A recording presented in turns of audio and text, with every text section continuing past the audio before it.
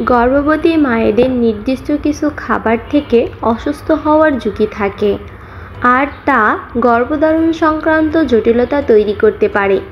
গর্ভধারণকালে আপনাকে যেসব খাবার এড়িয়ে চলতে হবে: কাঁচা, পাস্তুরায়ন ছাড়া দুধ এবং ওই ধরনের দুধ থেকে তৈরি কোমল পনির।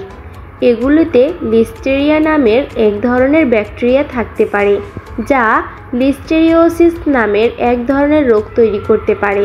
মেয়াদ উত্তীর্ণ খাবার, কারণ সেগুলোতে ব্যাকটেরিয়া থাকতে পারে।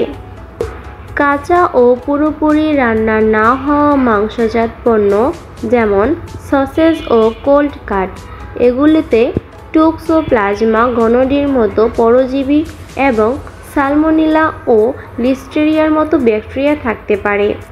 কাঁচা মাছ ও সি ফুড, কারণ এগুলোতে উচ্চমাত্রার ব্যাকটেরিয়া ও পরজীবী থাকতে পারে।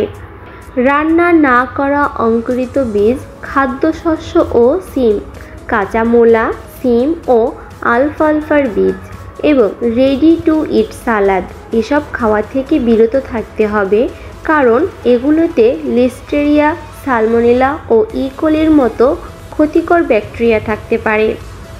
কাঁচা বা কম সিদ্ধ ডিম, এতে সালমোনেলা ব্যাকটেরিয়া থাকতে পারে। যকৃৎ বা লিভার ও অন্যান্য অঙ্গের মাংস, যকৃতে প্রচুর পরিমাণে আয়রন থাকলেও এটা গর্ভধারিণী নারীদের খেতে বলা হয় না, কারণ এতে উচ্চ মাত্রায় ভিটামিন এ থাকে এবং এই মাংসে বিষক্রিয়ার ঝুঁকি থাকে।